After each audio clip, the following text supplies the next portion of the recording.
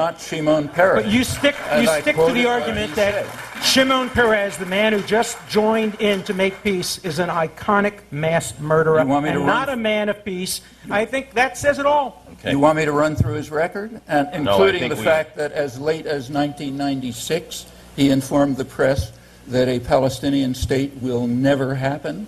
And in 1997, he said, maybe we can ultimately tolerate it somewhere, but we're not saying where. That's not a man of peace. Yes, thank you.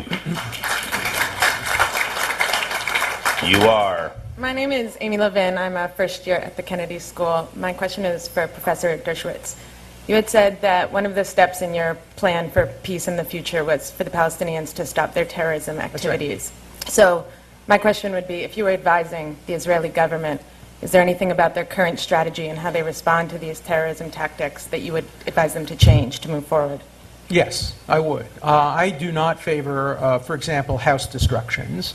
On the other hand, I do think that targeted killings of ticking bomb terrorist leaders and terrorists has been quite effective. Hundreds, perhaps thousands of terrorist acts have been prevented, including an attempt to blow up a gas tank outside of Tel Aviv, including an attempt to blow up a port in Ashdod. Tens of thousands of Israelis probably would have been killed, but for the intelligence activities and the preventive activities of the Israeli government. I have a book coming out in January called Preemption, where I set out all the parameters of where I think preemptive acts are justified, where I think they're not justified. I think Israel gets a C+ or a B- in its compliance with human rights in fighting terrorism, which is higher than any country ever has gotten, comparably facing any external threats. And I challenge, in fact, anybody in this room or Professor Chomsky to name me any other country which has faced comparable threats of terrorism, comparable external threats, which has ever had a Supreme Court and an academy which has been more sensitive to the human rights and civil rights of those who would destroy it. I say C+, B-. If I were an Israeli, I would demand much more. I would demand that it get up to the B+ range, but surely a much better standard than the United States has followed in Iraq, surely a much higher standard than Egypt or Jordan, surely a much higher standard than France followed when faced with terrorist threats, and at least comparable and probably better than England when it was facing terrorist threats from Northern Ireland. So when you make comparisons and you argue that Israel is the worst human rights violator in the world, which is the mantra on Planet Chomsky, one always has to look at comparable factors in comparable countries. It's not enough to single out Israel and say Israel isn't perfect.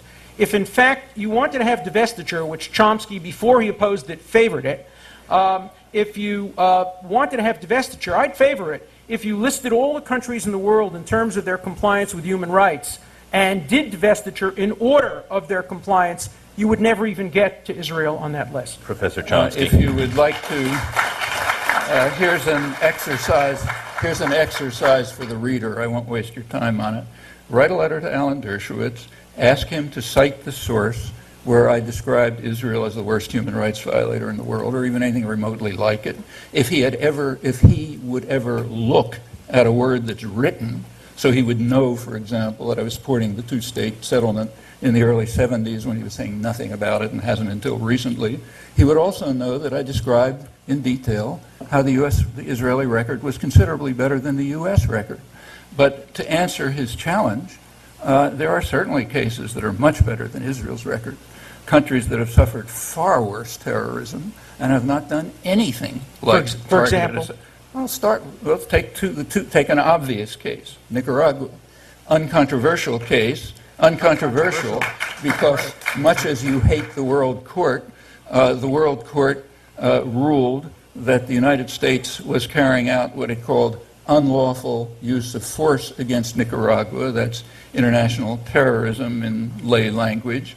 The case was run by one of your distinguished colleagues and ordered the U.S. to stop the terrorist attacks and to pay massive reparations. The U.S. rejected the court judgment, vetoed 2 Security Council resolutions supporting the court judgments, went on to practically destroy the country. The number of people killed in that terrorist attack, translating to per capita equivalents here, it would be about 2.25 million. That's more than the total in all U.S. wars ever. There were no targeted assassinations. And unlike Israel, Nicaragua didn't even close newspapers. I mean, Israel has repeatedly closed newspapers, even in Israel, but mostly in the occupied territories, because it claims that they have some connection with terrorists.